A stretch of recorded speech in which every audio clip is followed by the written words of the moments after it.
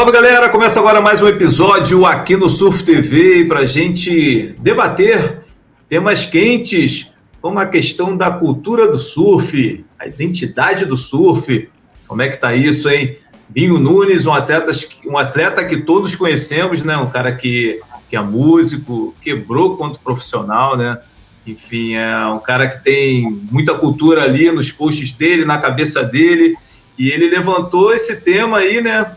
Ele acompanhando o Mundial lá das Filipinas, meio que deu uma comparada com a galera lá de fora em termos de patrocínio. E aí a gente já pode entrar nessa questão da dança ali dos patrocínios, né? Com o Iago trocando, com o Medina saindo da Rip Curl. E, enfim, tem muitos assuntos, esse é um deles. A gente vai falar também do Mundial Pro Júnior, que não tivemos brasileiros lá no Finals Day. A gente vai falar também do CS de Pipeline, que começa no final do mês, lá no Havaí, North Shore da ilha de Oahu. E as baterias não foram divulgadas, mas a lista de atletas sim, temos atletas do CT, como esperado lá. O John não aparece na lista, eu vou adiantar isso, mas ao longo do programa a gente vai falar dos nomes que já estão confirmados, que estão nessa lista, e falar também dos brasileiros. Temos 11 brasileiros nessa lista para o CS de Pipeline, o penúltimo da temporada 25-26, aqui com eles, Eduardo Chalita e Everton Silva. Tudo bem, Chalita? Beleza, galera, vamos lá. Boa. E aí, Everton, tranquilo? Salve, galera. Bora que o episódio hoje vai dar pano pra manga, hein? Pois é. Pena que o Robalinho não pôde participar. Teve um feriadão lá, acho que foi ontem um feriado, né? Segunda-feira, mas assim, ele contou pra gente que tem muitos turistas, que lá a região de Roquipa, onde ele estava dando os treinos dele, está lotada, a internet lá pela praia não funciona tão bem.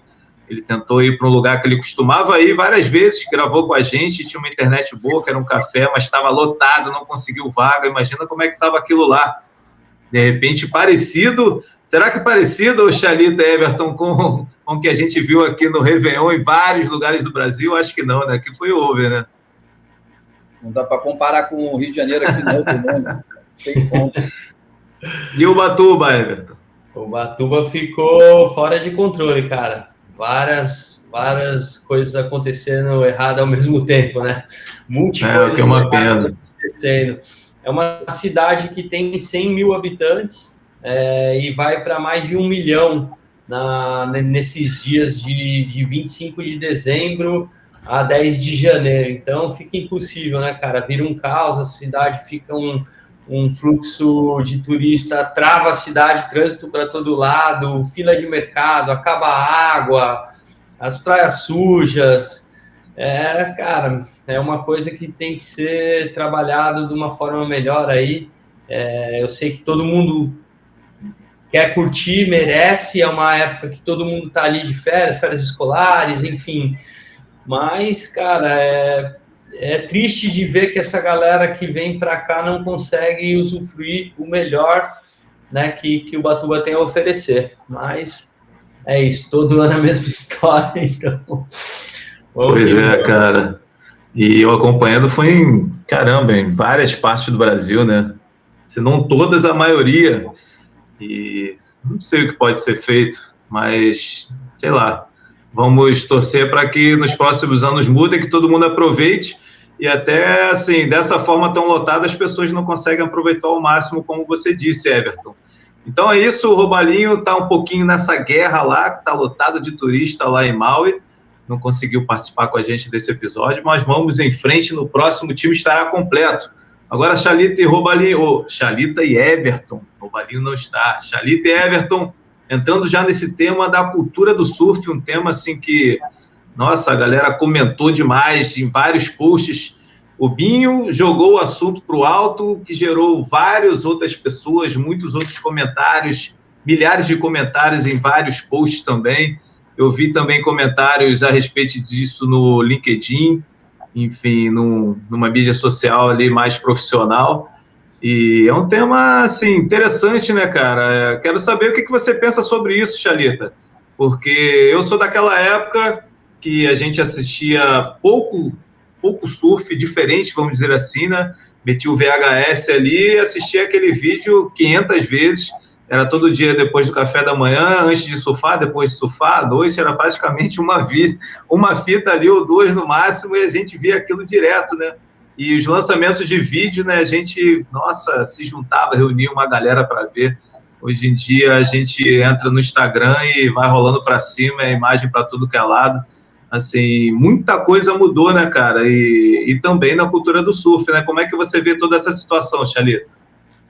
Cara, eu sou da época que tinham muitas marcas nacionais patrocinando o surf, muitas marcas querendo chegar no patamar de uma marca de surf relevante, né?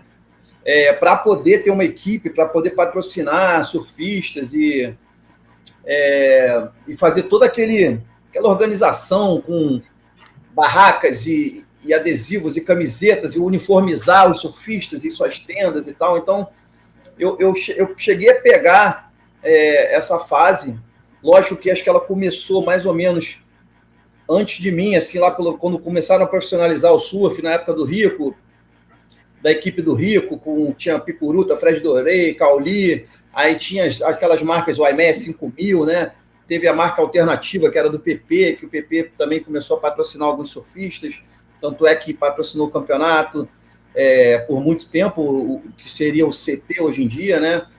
Então, depois você vê que tem uma fase que tinha Headley, Company, Ciclone, cara, quantos patrocínios, né, cara? Eu mesmo fui patrocinado por uma marca que era Pichação, que era uma marca que, tipo, do subúrbio aqui do Rio, mas que queria ser surf, entendeu? Então, tipo assim, existia uma vontade das marcas de ser do surf, assim como existia a vontade dos surfistas pertencerem a tais marcas, né? E eu fui também da Company, pô, eu gostava de ir vestido de Company, eu gostava de estar vestido com o meu patrocínio, com a minha marca, né, com quem me apoiava nos lugares, nos eventos. Hoje em dia, você vê as pessoas, você vai numa festa, o surfista vai numa festa, ele veste, sei lá, cara, ele veste Lacoste, veste Prada, ele veste... Eu estava até conversando isso hoje com o Léo Leite, um amigo meu, e a gente estava conversando sobre isso, e ele até lembrou de como os surfistas, principalmente os surfistas que estão mais empoderados, assim, como eles gostam de vestir as marcas de moda fashion, sem ser moda surf, né? E o que o Binho levantou foi que também a galera gosta muito de ouvir outro tipo de música, gosta de ter uma aparência mais jogador de futebol, não sei, cara, mais estrelas da música, do trap. E, cara, o desejo da juventude virou outro desejo. Mas quando você era moleque, você queria ir com a roupa do seu patrocínio. Você via o Kelly Slater num evento assim, ele estava de Quicksilver, né, cara? Ele queria estar com Quicksilver, ele queria estar com a roupa que a Surfwear provia para eles, entendeu? Então, não importava se aquela roupa não era uma roupa de night, mas era a roupa do surf. Ele ia para a night com a roupa do surf. Vocês lembram disso, né? Então, tinha essa vontade. Acho que hoje em dia, cara, não tem tanto essa vontade e eu não quero tomar todo o espaço para vocês falarem também, mas tem o lado bom também aqui no Brasil, que a gente pode falar que as outras marcas que não são do surf estão entrando no surf, e talvez com mais dinheiro até, cara, marcas que não são do surf. Então, o surfista brasileiro está conseguindo patrocínios fora do surf, só que com mais dinheiro, enquanto que lá fora, eu acho que a galera está mais atrelada às surfwear, às marcas de surf, mas eu acho que eles recebem menos do que os surfistas brasileiros, tá? Estou falando dos tops, assim, bota aí os 20, top 20, assim, sabe? Então, esse é o meu resumo para começar esse bate-papo aí. Pois é, cara, eu vou pegar um pouco por mim, né? Trazendo um pouco da minha vivência, da minha entrada no surf, né? Eu sou uma mistura de subúrbio com zona sul do Rio de Janeiro, então, assim, no subúrbio eu via muito funk. Na minha época, o funk era aquele Miami Bass, né? Uma música norte-americana com uma batida muito forte. Era o funk, né? Era o chamado funk. Hoje mudou demais isso, né? Mas, enfim, eu andava muito com essa galera, eu gostava de funk, curtia.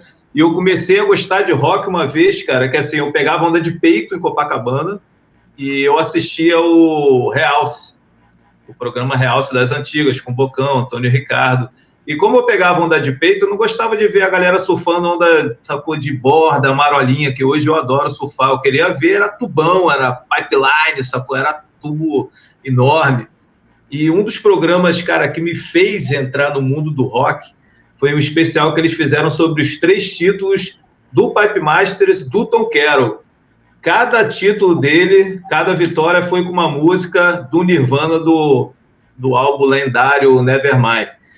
E, cara, a partir daquilo eu comecei a ouvir pra caramba, aquilo me marcou demais. Eu passei a ser um cara muito fã do Tom Carroll, também por isso. E, cara, comecei a conhecer outras bandas, Pearl Jam, logo depois, até que um amigo, alguns anos depois, me passou uma fita cassete do Bad Religion e outra do Offspring com o Smash.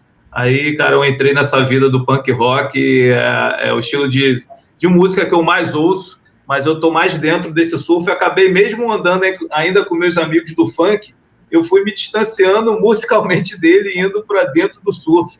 Hoje em dia parece que assim, isso mudou um pouco, a gente não tem mais bandas, né? Que banda que você vai falar de rock que tem hoje em dia, que a garotada se amarra, curte pra caramba? A gente não teve, não. Com a identificação com o surf, né? Sim, não, cara... com o rock em si, né, cara? Igual o Binho mesmo fala, né, do Charlie Brown, fala do Raimundos, né? A gente não tem isso, cara. A gente tem isso? A gente não tem, brother. Aí quando a gente vai ouvir, teve um show agora do Dead Fish aqui no Rio de Janeiro, acho que teve em São Paulo também. Cara, lotou. Mas você vai ver a galera, a maioria, tipo, mais velha, sacou? Dali da casa dos 40 para cima. Entendeu? A garotada não acompanhou, não voltou com isso, cara. E aí, o que aconteceu? A garotada começou a ouvir outras coisas, sacou? O rock perdeu espaço, sacou? Porque não teve uma renovação, vamos dizer assim, e a galera migrou, cara. Migrou. Porque não tem mais vídeo de surf, cara. Antigamente tinha um vídeo de surf.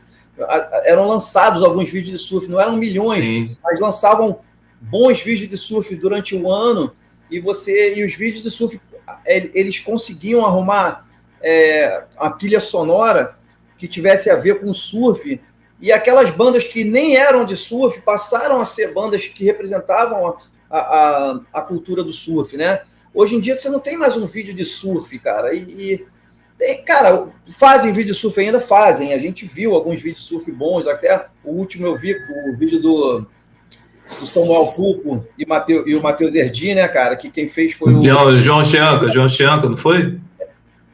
Não, foi João Chianca e o Samuel Pupo, o vídeo feito pelo Guilherminho Sodré, e, cara, maravilhoso, né, cara, tipo assim, eu prestei atenção na trilha, a trilha é muito boa, mas, cara, são poucos esses vídeos hoje em dia, e antigamente eu acho que esse lance do vídeo trazia muito a música, e a música tem muito a ver com todas as culturas, com todos os esportes, principalmente o nosso esporte, assim, de ação, skate, surf. Pois é, né? O Everton é rock and roll total, né? Então, pro Everton talvez também tenha sido, como é para mim, assim, aceitar que hoje em dia o rock talvez não seja mais o estilo musical do surf, cara. Como é que você vê isso daí? É um tema amplo, né, cara? Tem tanta coisa para falar, mas diz aí, Everton. Cara, a gente viveu eu acho que era a raiz da parada, né? Que vocês comentaram e de fato acontecia, né? A gente vivia a época do videocassete, da fita cassete, então, né, quando lançava um filme de surf, eu me lembro até a época que tinha os filmes de surf que vinham na revista Fluir, com as fitas, não sei se vocês lembram, eu lembro que veio um filme da HD na época, um dos primeiros, assim, que veio em revista que eu comprei, que tinha até aquela sessão sinistra que o Rodrigo Rezende caiu sozinho lá em Waimea, antes do Ed Aikau, e várias sessões. Então ali, né, já era um rock and roll pesado, já eram, né, cara, bandas que a gente escutava, que os surfistas, né, que eram tops do circuito, escutavam antes de ir para a bateria. E hoje a gente vê a juventude escutando funk, trap, antes de ir para a bateria, né, cara? Eu, honestamente, fico de cara, porque é uma coisa, assim, que realmente está quebrando aquela cultura que vinha, né, do surf. E eu até vi comentários da galera falando, pô, mas é uma cultura dos californianos, dos australianos. Não, cara, é uma cultura do surf. O surf é uma cultura só, né, cara? Eu não divido né, essa cultura que é mundial, né, que é uma tribo do mundo, né, que são os surfistas, que vivenciam, né, esse esporte, que viaja, né, o mundo atrás da onda perfeita. Eu vejo como uma tribo unificada. Tanto que uma das coisas mais bonitas do surf que eu vejo é o que? As viagens, a troca, o intercâmbio cultural, né? É lógico que é legal conhecer, né? Por exemplo, você vai para o Peru lá, você vai escutar o reggaeton dos caras e tal.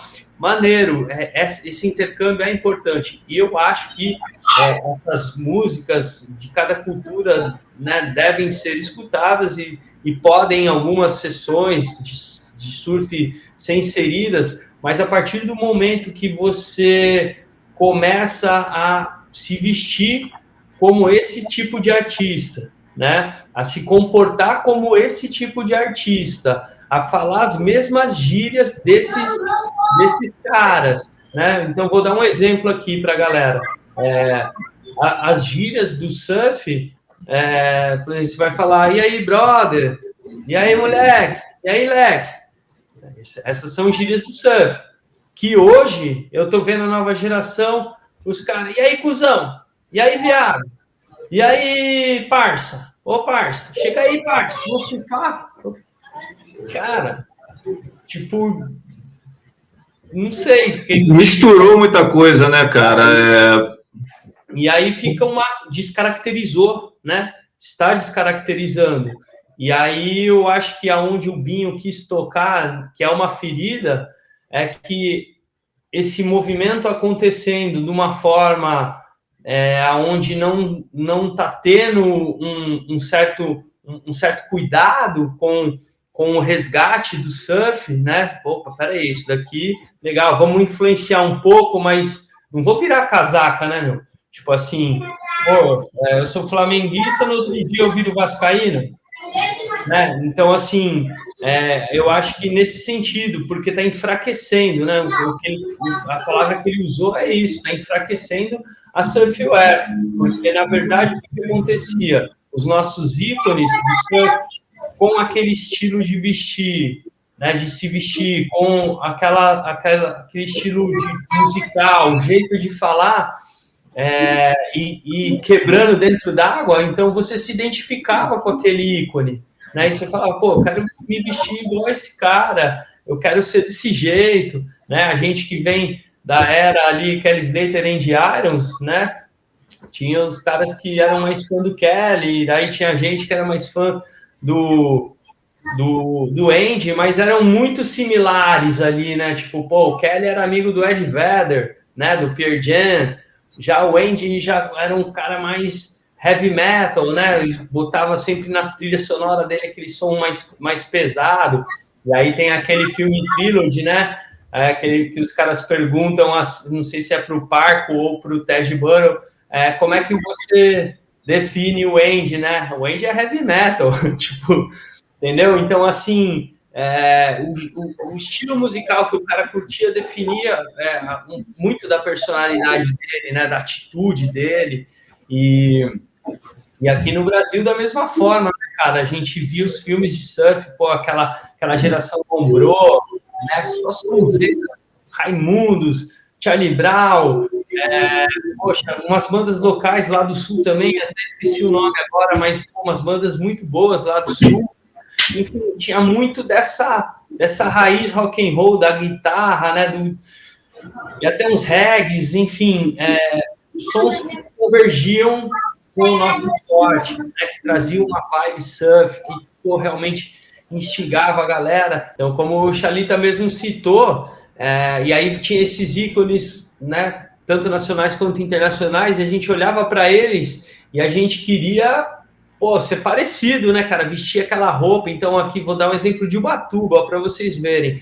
Né? A gente tinha o Tadeu Pereira, que era da HD aqui, que era um cara que influenciava muito a cultura surf local. Né? Tinha o Edgar Bischoff, que era da Plankton. Então, tipo, eu queria ter essas marcas, eu queria vestir. E na nossa época era muito caro, era quase, né, para minha condição financeira era quase inacessível. Eu lembro que, tipo, eu tinha que pedir uma peça de aniversário, e aí a gente ia lá na loja, meu pai parcelava em 3 vezes, e eu usava aquela bermuda, meu irmão, até ela ficar fedendo e ninguém queria ficar do meu lado. Então, assim, cara, era isso. E aí, nessa época, eu também andei com uma galera. Primeiro, eu andei, né, no início do desenvolvimento do surf, eu andei com uma galera que era mais maroleira e tal. E aí chegou um momento que eu queria, pegar umas ondas maiores e me arriscar mais. E aí foi onde eu conheci uma galera que era mais rock and roll, até no estilo de música mesmo, de escutar. Então a gente já acordava vendo uma sessão de surf assim, bem instigante, e, os caras chegavam no mar, chegava lá no Félix, 2 metros, fechando, é para baixo e para dentro, meu irmão, senão vai embora a pé. Então, tipo, essa atitude, né, cara, mais hardcore, mais heavy metal. Então, assim, você vê que isso reflete, né? O som, ele reflete no seu jeito de vestir, no seu jeito de falar. E aí também, como o Chalita falou, hoje talvez os grandes ícones preferem usar uma marca mais elitizada ali, de um estilo mais, vamos dizer assim, dos boyzão, ao invés de vestir o estilo surf, né, cara? As marcas de surf. Apesar que o Medina, né, quando foi da Ripicu, a maioria das vezes eu via ele de Ripicu, mas agora que ele saiu, né, já não sei como que vai ser, mas a gente viu outros atletas até tendo problemas contratuais com relação a isso. Então, assim, é uma coisa que deixa a gente meio, né, principalmente a gente que é mais velho, mais conservador, a gente fica preocupado. Eu acho que ali acendeu a chama do Binho ali, de ele falar, galera, acorda, isso não é surf, né? Acho que meio que ele quis dar um grito, assim, né, cara? Ele falou nos comentários dele, né, cara, que ele quis desabafar, né? Sim, pois é, né, cara? A grande questão é que isso tudo é uma roda, né? Porque a gente tinha poucas imagens para assistir. O que a gente assistia, geralmente tinha rock and roll, né? A maioria das vezes. Uma outra ali tinha uma música um pouquinho mais lenta, talvez ali pro reggae. O reggae também, eu não falo que é surf music, mas tá dentro do pacote ali, sacou? Acho que, uma noitada ali de reggae também é maneira pra caramba, acho que tem tudo a ver com surf. Mas, em geral, assim, você ia surfar, quando você pensava numa onda daquele tipo ali, aquela música te levava para aquele pico daquela sessão, né, cara? Eram lembranças muito boas. Parece que agora a gente não tem mais esse estímulo na garotada, sacou? A garotada não ouve isso. Há um tempo atrás eu comecei a perceber que alguns moleques estavam colocando vídeos no Instagram com músicas que, assim, são da minha época, sei lá, que eu gosto. Sei lá, um hardcore, Bad Religion, sei lá, NoFX. E, cara, eu vi, assim, várias vezes isso. Falei, cara, não é possível. Isso daí deve ser o pai, cara, não é possível. O pai tá editando o vídeo do moleque e tá botando essa música. E eu fiquei de começar a escrever para essa galera e acabei não colocando a ideia para frente, mas até hoje eu penso nisso e tenho mais para mim que tenha sido os pais que tenham colocado essa trilha sonora do que as próprias crianças. É lógico que a família vai direcionar ali a criança, né, cara? Mas as amizades, sacou? Tipo, eles querem fazer parte de um grupo, né? Infelizmente, parece que o grupo do surf se desfez e tem muita gente que... Agora, o campo, que antigamente era pequeno, né, para você, sei lá, se falar surfista, vamos dizer assim, né, cara?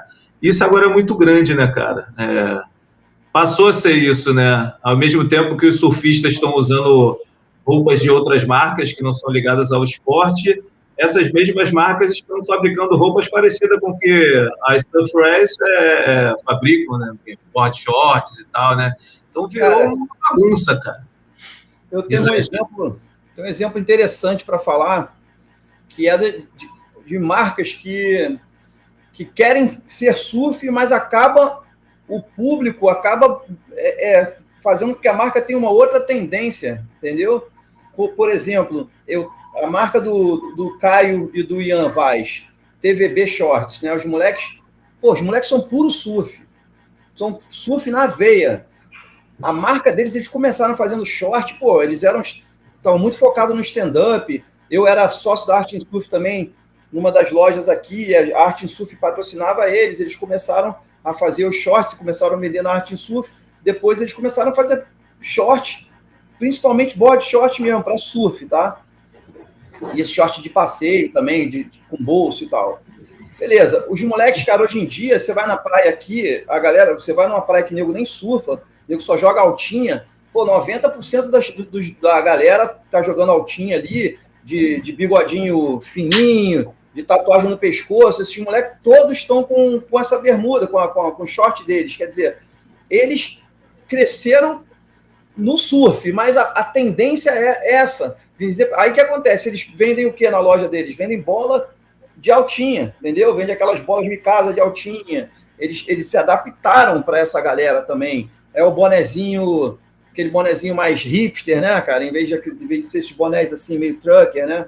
Então, tipo, tem as marcas também querendo ser surf, mas a cultura acaba arrastando principalmente no Rio, acaba arrastando um pouco para uma moda diferente, né, cara? Então, é diferente das marcas, por exemplo, quando eu era moleque também, que eu fui patrocinado pelo Tico, os body shorts do Tico era puro surf, era só para surf. Só tinha galera, eu lembro que tinha, isso é interessante, né? Tinha aquele anúncio. O Realce, cara, a gente tem que falar do Realce, que o Realce foi os programas de surf, que tinha os anúncios de surf, tinha a galera, né, de marcas e tal, tinha anúncios das marcas de surf. E eu lembro que no Realce tinha um anúncio do Tico, da By Tico, né, que era uma música do Dire Straits, Water of Love, e tinha uma imagem do Tico em câmera lenta, em padam, padam.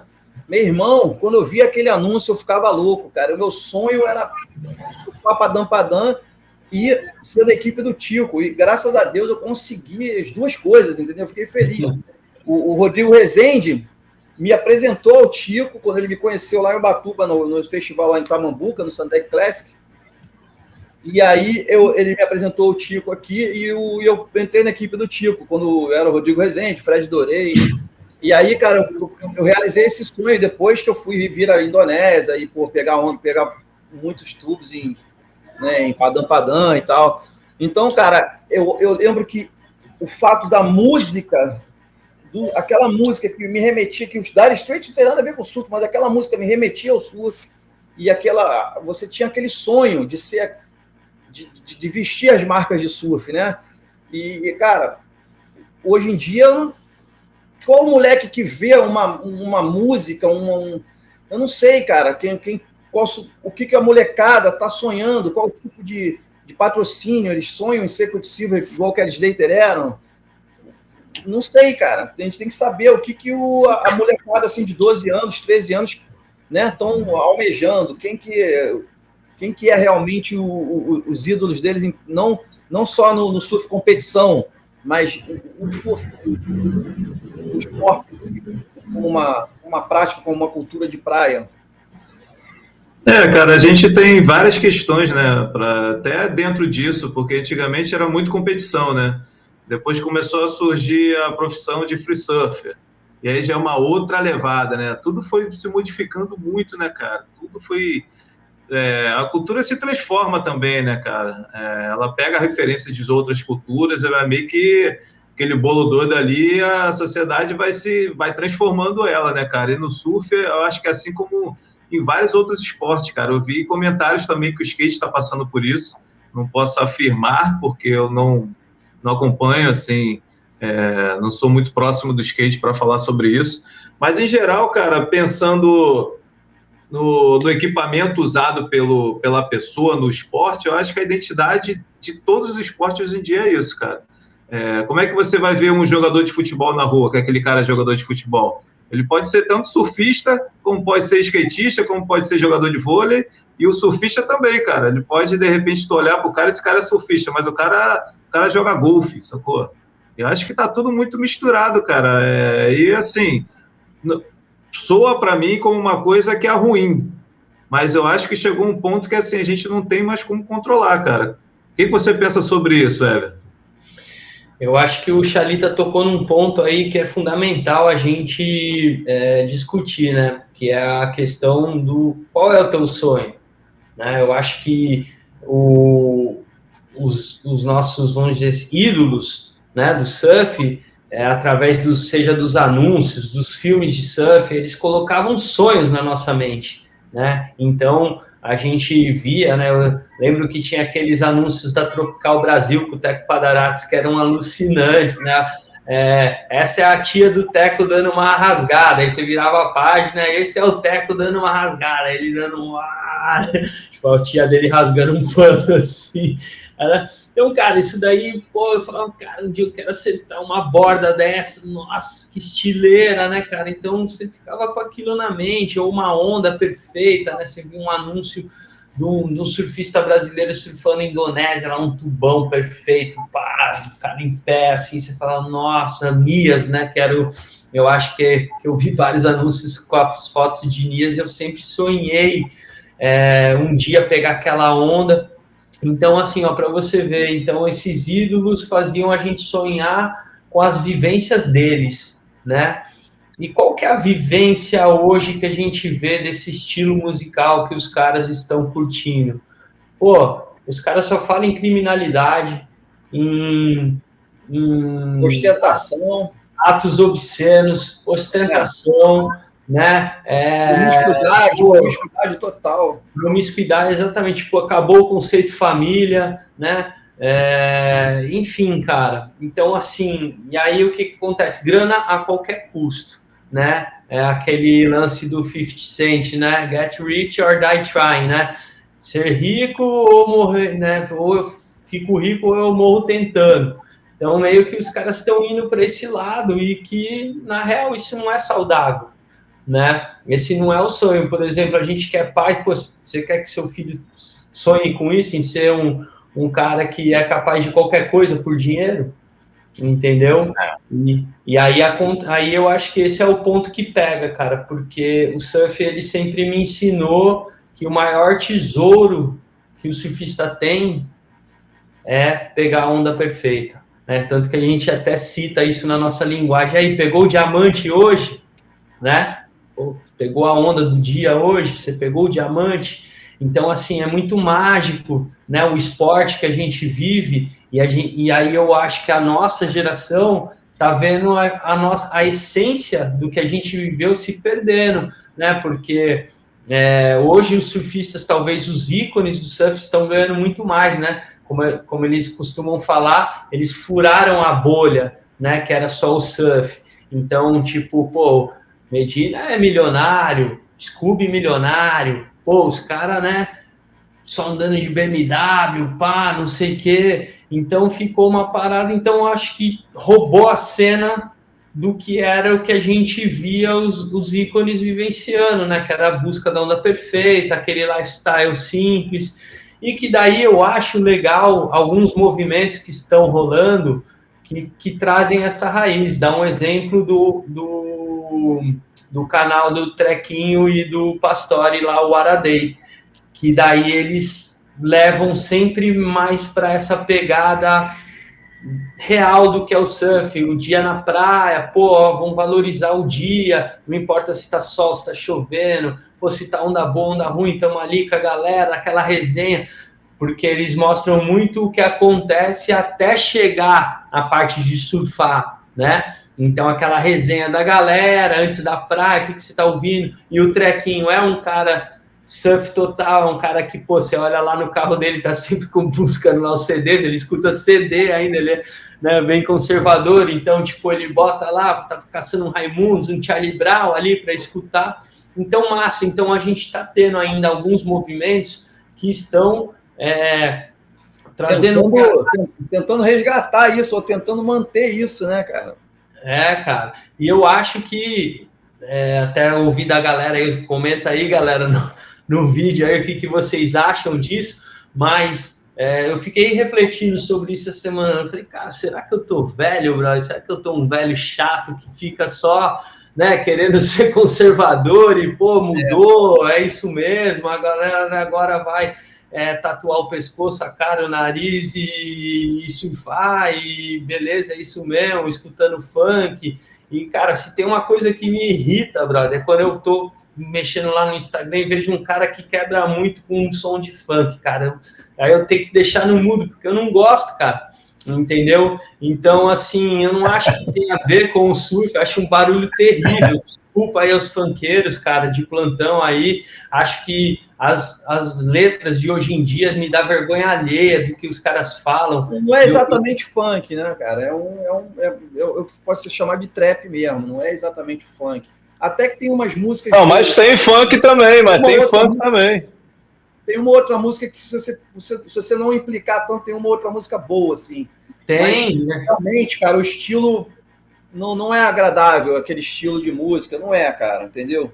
É o que você falou, tem algumas músicas que são legais, que passam uma mensagem legal, que falam de coisas reais, né, cara? Eu cresci na periferia também, entendeu? E eu sempre escutei Racionais desde moleque, escutava lá De Menos Crime, várias coisas, e eu com essa cena do rap da minha época, de tantos caras trazendo a letra, a realidade deles, eu falei, cara, se tem uma coisa que eu não quero ser é bandido, porque o cara vai se ferrar no final, cara, ou ele vai pra cadeia ou ele vai morrer.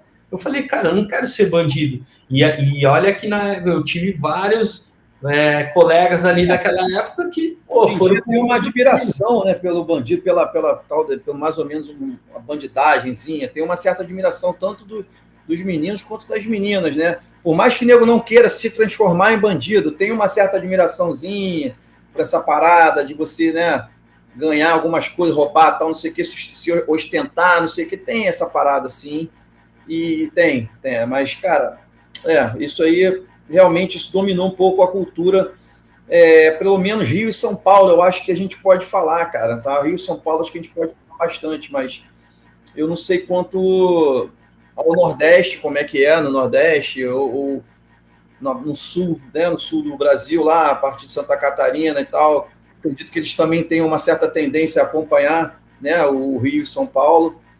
Mas, cara, eu sinto, sim, a falta de você... Por isso que eu acho que o Surf TV, cara, sinceramente, eu acho que o Surf TV presta um serviço gigantesco.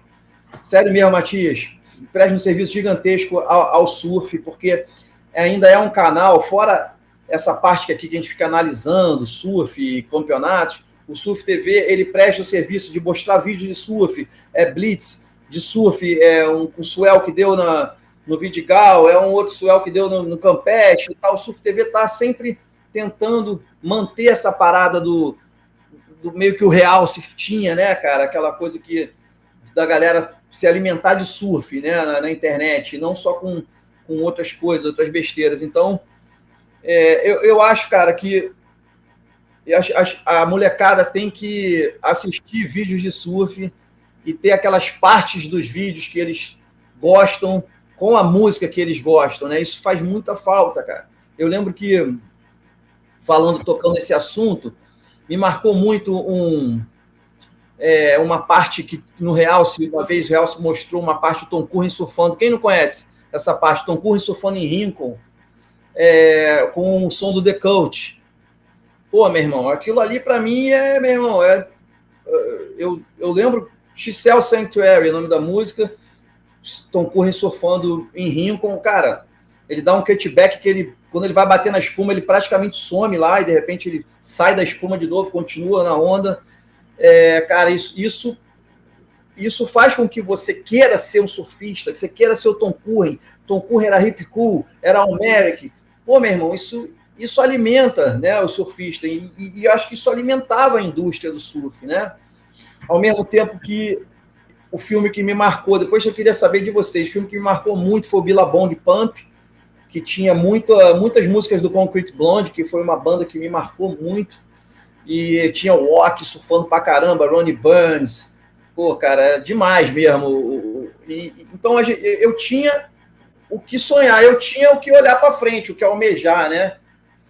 Não necessariamente eu precisava ser um surfista competidor, tanto é que eu nunca fui um cara muito bom competidor, eu queria mais surfar pipeline, queria surfar ondas de tubo, padang e tal.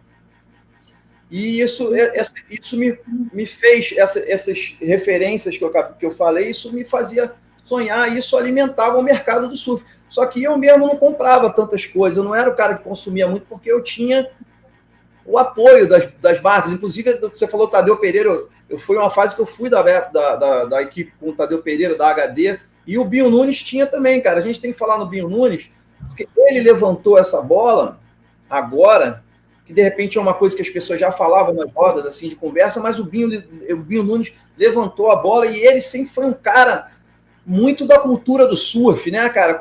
Musicalmente falando, com um cara meio artístico, sempre quis pintar as pranchas dele, sempre, deixava o cabelo grande, tatuagem, meio que um Dadá Figueiredo moderno, né, cara? E o Dadá foi outro cara que estava muito alinhado à cultura do surf e botou aquela parada do punk rock, mas o punk rock diferente, o punk rock meio brasileiro, né, cara? O Dadá escutava muito punk rock brasileiro também, ia em vários shows de punk rock. O Dadá era, meu irmão, era uma coisa à parte.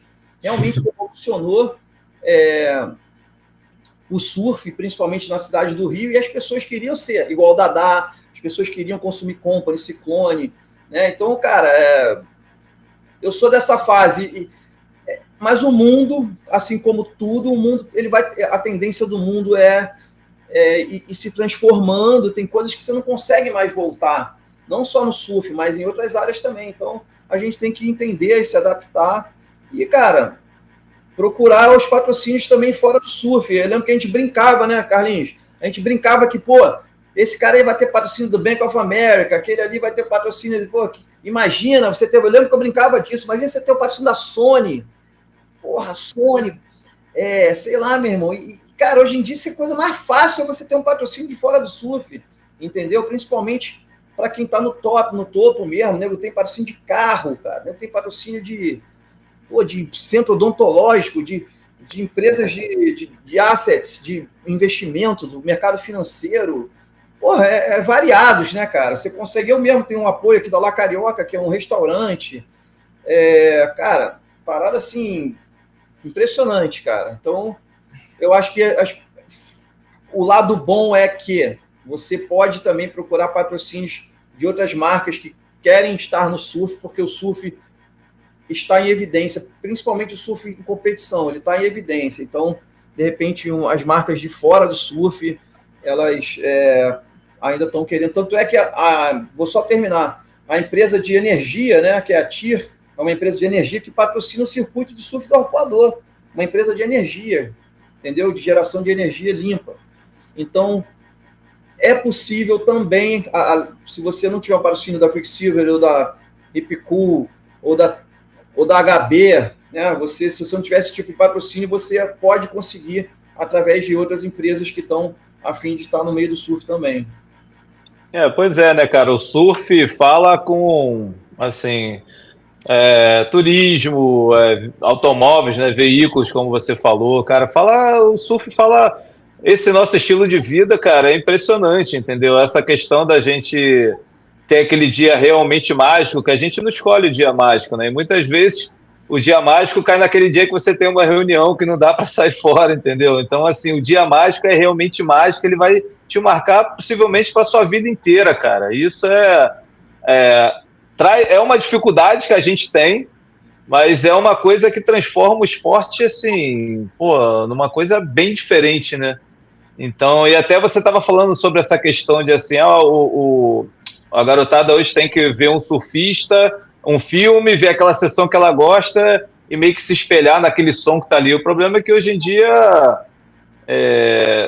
não temos tantos vídeos de altíssimo nível, vamos dizer assim, né? Porque antigamente a gente tinha, sei lá, o lançamento de um vídeo de uma marca, era incrível porque a gente viu os melhores surfistas do mundo surfando em ondas incríveis. A gente não tinha acesso a ondas daqueles picos, né? A imagens daqueles picos. Hoje em dia a gente tem, cara. A gente vê isso tudo o tempo todo. O tempo todo a gente vê. Então, assim, para você fazer algo mágico que faça a pessoa parar para assistir, o cara, caramba, que coisa maneira mesmo, curtir, assim, tá cada vez mais difícil. E principalmente para a garotada, cara, ter, de repente, paciência de chegar a um vídeo desse e principalmente ela gostar de uma parte do vídeo que tem uma música que, de repente, faça essa cultura do surf que já existiu e foi mais forte, se fortalecer de novo, se fechar um pouquinho mais, não se bloquear, né, cara? A cultura nunca vai ser fechada, mas, sei lá, criar ali uma cerquinha em volta ali para não deixar fugir muito da nossa identidade, né, cara? É um assunto que vai longe, né, cara? Muita coisa para falar, né, cara? E assim, até falando em vídeo de alta qualidade, cara, não é um filme de surf, mas, cara, não sei se vocês viram já o novo vídeo que o George Smith lançou no canal dele, cara. Impressionante, bicho. Impressionante. Ainda não um vi. Espetáculo. Everton viu? Que isso? Que falar disso, Everton? Cara, a sessão já chama, ele nomeia a sessão como a melhor da vida dele, né? Vocês imaginem o que esse cara viajou o mundo, que ele pegou de onda boa para ele falar que foi a melhor da vida. É porque o negócio é épico. Entra lá no Instagram dele, tem o link. Foi em Jeffers Bay, essa onda que eu vi recente, que ele pegou 2 tubos grandes, era Jeffers Bay, depois a onda fecha. Eu acho que não é lá, não. Pô, é muito África grande, do Sul, né? Não é J-Bay, cara, é algum outro pico lá que ele não revela, mas assim, cara, só tubaço. Imagina um Maresias, 8 a 10 pés de onda com 3 seções de tubo perfeito, cara. Baforando, bizarro. Então, galera, espetacular. Eu queria até citar sobre isso. O que acontece? Antigamente, as marcas, elas tinham equipes, né, de atletas. E aí elas investiam para que essas equipes, eles pegavam lá a coleção nova deles e falavam assim, meu irmão, vocês vão fazer uma trip, seja nacional mesmo ou para gringa, e vocês vão produzir um filme. E aí, né, rolava a produção desse filme, eles lançavam o filme, normalmente, né, faziam um evento de lançamento, levava esses ícones para autografar pôster lá para a galera, depois eles vendiam esses produtos que a galera estava usando no filme de surf. E hoje em dia, o que está acontecendo? O Brasil está dependendo muito, está pegando muito carona nesse trabalho que as marcas lá fora continuam fazendo, né? A gente pega exemplo da Vans, né? Agora essa marca que está em alta, que pegou o Iago, que é a Visla. Os caras estão investindo muito numa coisa que sempre aconteceu no universo do surf, né, cara? E aí o que acontece? Até tem um vídeo aí, não sei se vocês já assistiram, que tem uma sessão até do Felipe Toledo com aquele australiano aeralista, eu vou lembrar o nome dele, eu falo, enfim. Então você vê que os gringos estão usando os nossos principais surfistas nos filmes deles, que é um filme que foi patrocinado pela Monster, esse filme chama Zipper, que contam bastante da história desse surfista, que fugiu o nome aqui da minha cabeça, cara. É o Tipa Wilson, tá? Ele é um free surfer, um dos melhores do mundo, aerialista, e australiano, e aí é um filme dele que tem vários caras que também são patrocinados pela Monster, um deles o Felipe Toledo, tem uma session deles animal. Então, assim, e aí eu até comentei com meus atletas e a maioria não assistiu o filme, cara. Então, assim, e tá disponível no YouTube, tá fácil, um filme incrível, cara, assistam, Zipper, o nome desse filme. Então, assim, tá saindo muito conteúdo bom, mas principalmente lá fora. Tem um do Iago, na época que ele ainda era da Volcom também, que bombou esse filme. Também ele foi para a Indonésia com o time da Volcom Internacional e fizeram uma puta produção lá também. Esqueci o nome desse filme, depois eu vou lembrar, vou botar aqui nos comentários. Fiquem ligados aí, galera que acompanha o canal. Então, assim... e aqui no Brasil isso está muito devagar, eu nem sei se eles estão fazendo esse trabalho, entendeu? E aí o que acontece? As marcas hoje, o que elas estão usando essas marcas internacionais pegando carona, ou se não, o que elas estão fazendo? Estão andando conforme o mercado. Então, o surfista não está dando muito retorno, pega um influencer lá. E aí é onde a gente está vendo, né? Eu vi até comentários lá de grandes marcas que, contratou influencer que não sabe dar uma batida, entendeu? E tá lá ganhando mais do que um surfista profissional que tá lá passando perrengue lá para fazer um circuito. Então, assim, a gente está numa contramão que o Binho quis levantar essa bola até por isso, para que as marcas também acordem, entendeu? Que precisa ser repensado o trabalho de marketing delas. E eu sei que muitas marcas, não estou generalizando, tem muitas marcas nacionais trabalhando muito bem, tá? Mas tem marcas que tem cara lá que não sabe nem que a água do mar é salgada, entendeu? E aí o cara vai sair ali da faculdade ali com aquelas informações, com as novidades, e just in time, e não sei o que, e pá, e vai nisso aí, pega influencer, que surfista, esse cara não vai dar retorno não, o cara tem, 5 mil seguidores, o influencer tem 500 mil, entendeu? Vai te dar muito mais retorno, e essas ideias furadas, entendeu? Que, na verdade, a maioria dos influencers que tem muitos seguidores, os caras pulveriza conteúdo, tem seguidor de todas as camadas e, na real, não atinge o público que os caras querem. E aí é onde, mais um ponto onde a gente está perdendo, o surf está perdendo a identidade. Então, assim, são vários fatores, né? Além do que a nossa política, né, cara, é terrível, tipo, a questão de imposto, então, né, a produção nacional é muito cara, enfim, são vários fatores, até comentei isso, né, são várias camadas, mas que tem a ver com essa parte aí da música, do jeito de se vestir, do jeito de se comportar, e aí uma coisa vai linkando a outra. Então eu acho legal a gente também fortalecer esse movimento. Eu acho que o Binho levantou essa bola de um movimento que a gente tem que abraçar. Eu acho que não é momento, né? Eu até falei isso também, não é momento de lacração, porque tá muito... não, faz o que você quiser, seja do jeito que você quiser, né? Aí todo mundo, isso aí mesmo, pá, é liberdade, pá. Tem que ser livre, o surf é livre, só que o surf tem uma identidade que não pode ser perdida, né? Eu penso dessa forma, e é até onde eu fiquei me auto-analisando, né, para ver se eu... Mas depois eu comecei a pensar, falei, não, cara, eu acho que eu, como treinador, eu tenho que mostrar, eu ensino meus atletas toda a história do surf, cara, desde os primórdios lá, né, da cultura havaiana, polinésia, peruana, até a chegada no Brasil, né? Então, assim, a gente tem que trazer, isso não pode morrer, cara, né? Eu acho que a nossa missão é essa. Pois é, para muita gente, o surf está sendo tirado do surfista. Enfim. Caramba, tema profundo, hein, galera? Tema profundo. Mas maneiro, sempre bom ouvir vocês, a gente trocar essas ideias. Espero que a galera participe aí nos comentários. Charita tá mudo. Diz aí. Eu tenho mais uma conclusão, assim, para, se vocês quiserem, né, também fechar esse papo e a gente partir para falar sobre o Pro Júnior. Sim, vamos lá. Não, vamos lá. Eu acho que, cara, o Brasil está muito na frente em termos de surf competição, em termos de surf em onda grande, tecnologia de surf, ideias inovadoras no surf competição. O Brasil está muito bem, o Brasil está voando. O Brasil é o país dominante, assim, no mundo do surf, mas principalmente no surf competição.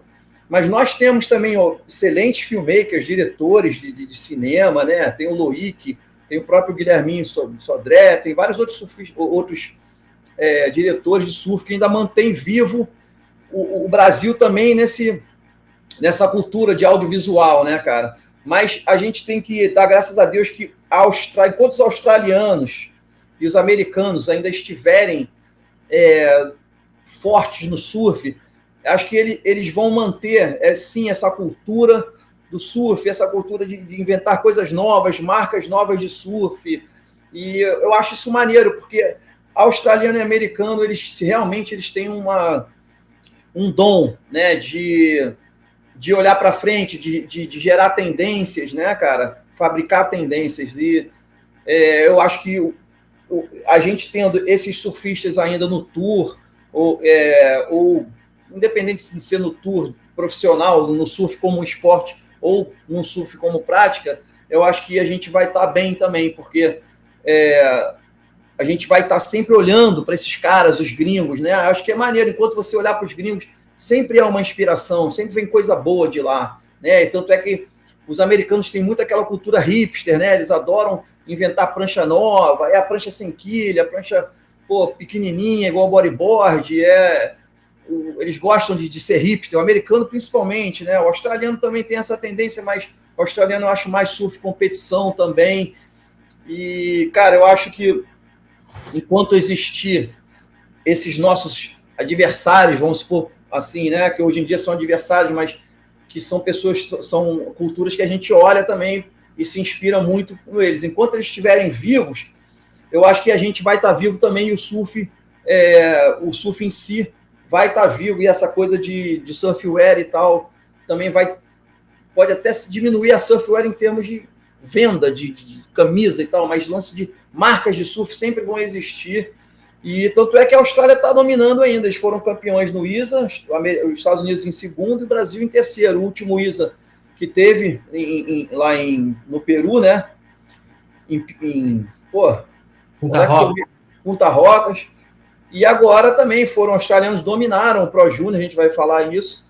Então eu acho isso maneiro, cara. Eu acho que a gente tá, todo mundo não tá tudo perdido, não. A gente tá junto, e enquanto esses dois países estiverem assim dominando o mundo do surf também, eu acho que o surf vai estar sempre ali.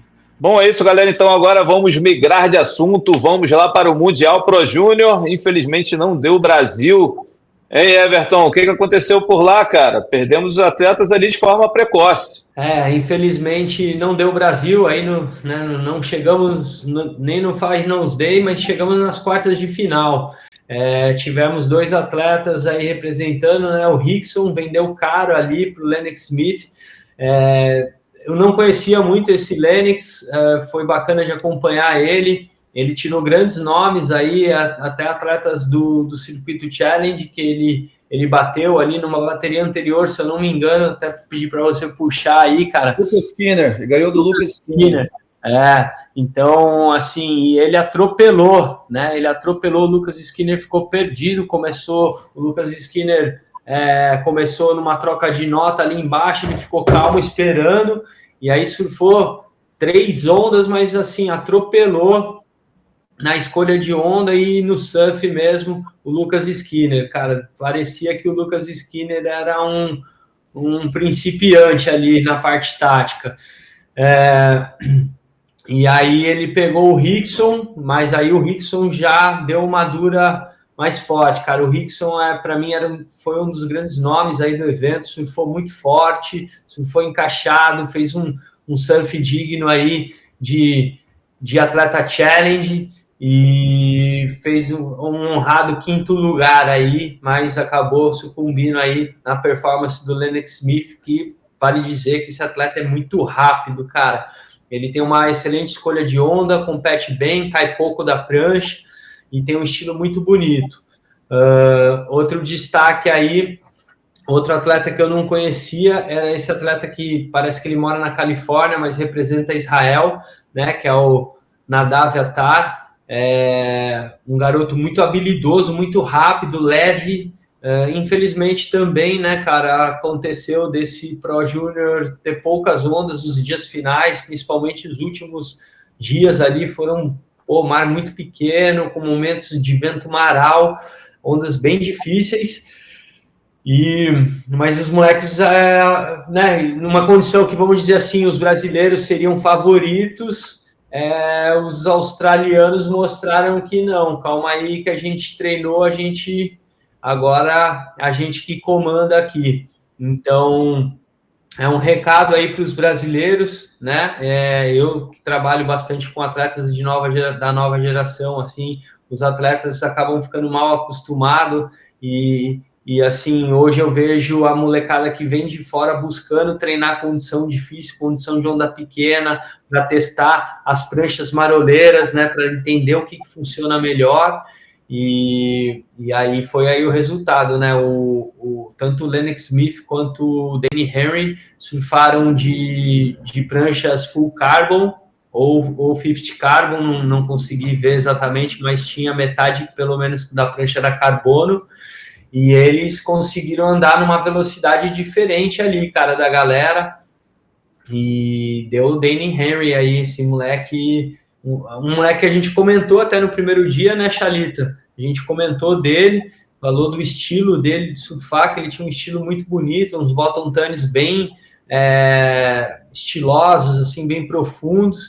E tá aí, o moleque papou o evento, Chalita. Eu cheguei a falar, se a gente voltar lá, eu falei que para mim os favoritos eram o Ryan Kainalo e o Danny Henry. Eu tinha o Ryan também como um dos favoritos, né? Mas o Ryan perdeu para o Rickson Falcão também, que, pô, arrebentou. Achei que o Rickson fez uma campanha excelente, foi derrotado nas quartas de finais. Mas, cara, o que me chamou a atenção foi essa parada aí que eu falei no assunto anterior, sobre os australianos, cara. Eles eram 5 surfistas australianos na competição, de 24 surfistas. Eles tinham 5 representantes. Desses 5, 3 foram até as semifinais. Então, nas semifinais tinham 3 surfistas australianos e a final deu a Austrália, né, com Danny Henry, que confirmou para mim o favoritismo desse ano. Então, e no feminino, tinham 3 surfistas australianas entre as 24. Dessas 3 surfistas australianas, 2 fizeram finais, que foi a Sierra Kerr com a Isla Rupats. E a Isla já tinha ganho da Sierra Kerr já na primeira fase, e na final foi lá e ganhou de novo. De repente, a Sierra Kerr podia ter ficado nervosa, né, porque já tinha perdido para ela, e a menina veio voando. Tanto é que na fase preliminar, na primeira fase, ela fez a melhor manobra do campeonato, cara. Fez uma manobra linda na junção, que a gente comentou no programa anterior. Então eu achei que a Austrália dominou esse Pro Júnior, tá? E achei interessante também o número eu não vi no feminino, mas no masculino, de 24 surfistas, apenas 5 eram goofs, né? Então você tinha 19 surfistas regulares e 5 goofs, cara. Então, tipo, achei uma disparidade gigantesca entre goofs e regulares, né? Então, achei isso foi o que o que mais me chamou a atenção, na real, no campeonato. Você acha que isso daí tem a ver com a cultura também? Então, voltando a ser mais regular do que goofy? Tô brincando, cara. Acho até porque a Austrália sempre tiveram muitos goofs, né, representantes da Austrália, e tá meio que sumindo mesmo. Os representantes da Austrália têm sido mais regular footers, né? Boa. Cara, só abrir um parênteses rápido nesse assunto. Eu levei meu filho para fazer a primeira aula dele de surf, e na areia ele era goofy. Eu falei, caramba, que isso, mudar a história da família. Aí foi para a água, não, régula, você régula igual meu pai. Mas é isso, Everton. E aí o feminino, o que você achou? Cara, a Isla dominou o campeonato, né, cara? Ela foi realmente a melhor surfista da primeira fase à final, né? Então, é uma garota que eu não conhecia também, passei a conhecer nesse Pro Júnior. Realmente é uma atleta muito rápida, domina ali a inversão de prancha, as manobras com fins out, né, as rabetadas. Ela domina esse tipo de manobra e na final foi o que prevaleceu, cara, porque tanto o flow dela quanto essas rabetadas para vencer a Sierra, né? A Sierra não encontrou, não tinha muita onda de rampa, né? A Sierra é uma exímia aerialista, filha do Josh Kerr, né? A gente viu aí ela começando a voar ali bem novinha, e ela é uma atleta que ela consegue acertar aéreos em baterias, cara. Então, assim, era uma adversária perigosíssima, mas devido à condição do mar, não ofereceu as rampas, e a Isla no surf de borda atropelou ela, cara. Venceu ali, apesar da diferença aí ser pouca, eu achei que a Sierra, os caras deram uma leve empurradinha ali nas notas dela, porque a Isla surfou em outra velocidade. Quem puder aí assistir o replay dessa bateria, vale prestar atenção nessa disparidade de velocidade. A Isla estava numa outra velocidade, cara. Então, assim, isso para mim na marola conta muito, o item velocidade do critério de julgamento, né? Você conseguir ter flow. E no masculino, os juízes deixaram isso bem claro na bateria lá do Klausner, que ele acabou perdendo pro campeão do evento, né? Pro Dane. Os caras... Eu quero falar do Klausner. Eles deixaram bem claro isso, a diferença de velocidade, mas já na final do feminino eu senti ali que, né, tinha a Sierra é uma querida, mas teve um grauzinho ali para ela, mas é que a Isla atropelou mesmo, cara, não teve como não dar para ela, né? Então ali ficou nítido, ela foi campeã mesmo do evento, e vale aí para quem não conhece, tá acompanhando essa atleta, que ela é incrível, cara. Ela vai chegar com tudo aí no Challenge ano que vem, viu? Boa. Fala aí, Chalito. Não, eu esqueci de falar do Gabriel Klausner. Eu tinha notado aqui, para mim, ele estava sendo destaque do campeonato. Achei que ele estava voando, cara. Achei um moleque incrível. A gente chegou a falar isso no programa anterior. Ele teve aquela bateria que ele virou nos últimos segundos, no último minuto, né? Depois... Exatamente, e ele também foi muito bem na bateria dele do round 16, e falei, cara, pintou o campeão, tava achando que ele ia desbancar todo mundo, e eu passei a achar que ele ia ser o campeão do evento, tá? Mas aí ele pegou o Danny Henry na frente, não perdeu para o Danny Henry, cara, ele perdeu para ele mesmo na bateria contra o Danny Henry nas quartas de final, mas, cara, eu queria destacar que, para mim, ele foi, assim, me surpreendeu a maneira veloz com que ele estava surfando, e foi uma pena, cara. Para mim, estava pintando o campeão ali, depois que eu vi as primeiras fases dele surfando. Boa. Bom, galera, pode falar. Só para finalizar, pegando esse gancho aí do Klausner, eu achei que quando o mar abaixou ali, não sei se foi o equipamento dele ou se ele errou a pisada ali, né, cara? Não sei, ele surfou diferente das fases anteriores, né? Realmente eu concordo com o Chalito, ele estava vindo muito bem. E vale destacar também na bateria do Klausner contra o Rickson, foi uma bateria muito parelha ali, que realmente o Rickson venceu. Não, acho que... Ryan e Rickson, né? Ryan e Rickson. O Rickson venceu ali na verticalidade do backside dele, cara. Ele conseguiu, né, manobras mais verticais, potentes. O Ryan também estava explodindo bem as manobras, mas acho que ele não, por estar surfando de frontside, não encontrou ali as melhores cavadas, o melhor drive ali para conseguir a verticalidade do Rickson. Então, foi uma bateria bem parelha, o Ryan vendeu caro, foi um dos grandes nomes aí do evento, mas acabou ficando aí pelo round dos 16. Depois dessa bateria, o Rickson falou que eles não estavam ouvindo as notas, né? Porque não estava entendendo no final da bateria. Ele estava vencendo e ele não marcava o Ryan. O Rickson continuava surfando. E aí um pegando o outro pegando onda, e o Rickson falou na entrevista que eles não estavam ouvindo as notas, né? E o que eu achei também dessa onda aí que o Rickson quebrou, né? Parecia estar bem difícil de pegar a onda, de ler qual entraria melhor na bancada, porque essa onda que ele pegou e que foi realmente boa, que ele fez a maior nota da bateria, ela começou meio lenta, mas quando chegou do meio pro final, ela ficou em pé. Eu acho que ele deu umas 3 ou 4 sapatadas em sequência, e aí acabou levando a melhor na bateria, mas foi super interessante a bateria, eu curti de ver isso. Agora a gente estava falando da Sierra, né, que até, se eu não me engano, foi o Everton falando aí do pai dela, do Josh Kerr. Josh Kerr tá aí na lista do campeonato do Challenger lá de Pipeline, galera. O nome dele tá aí, ó.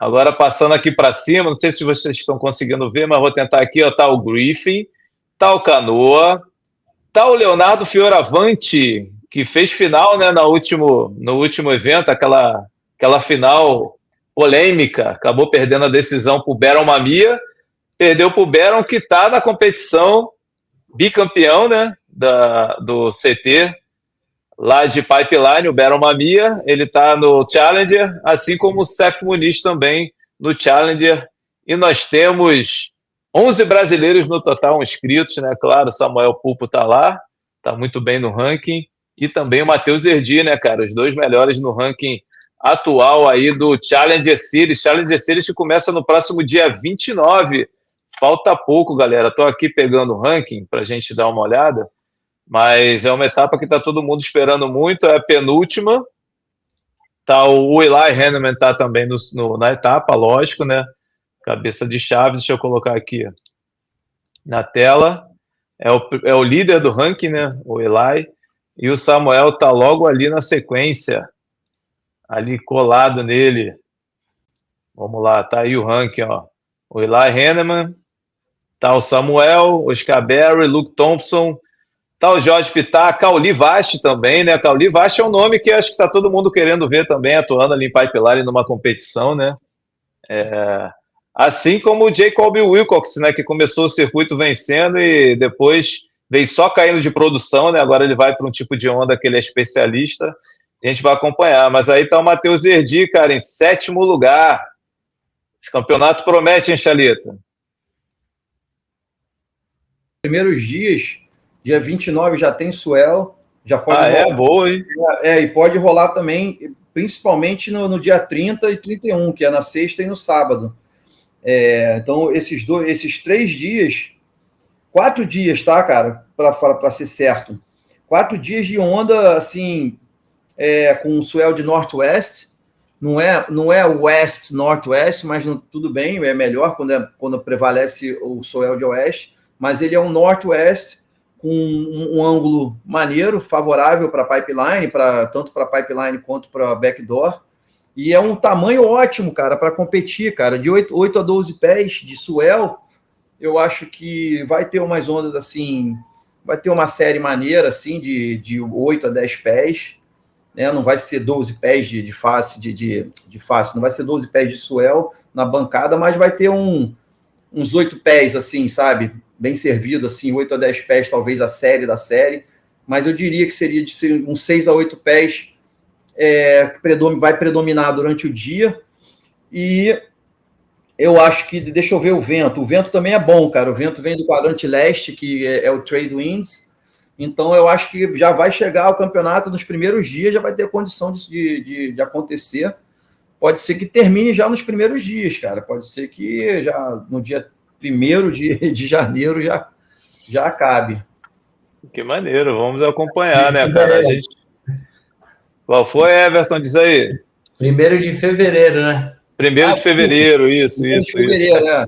A janela vai ser 19, mas, cara, eu acho que tem o primeiro fim de semana, quer dizer, sexta e sábado, dia 30 e 31 de janeiro, já vai estar muito boas as condições, é o que aponta o Surfline, tá? Eu não sou eu que estou falando, não, estou lendo aqui, mastigando o que está apontando aqui o Surfline, que é o site que eu mais confio, principalmente quando é Norte América, né? Califórnia e Havaí.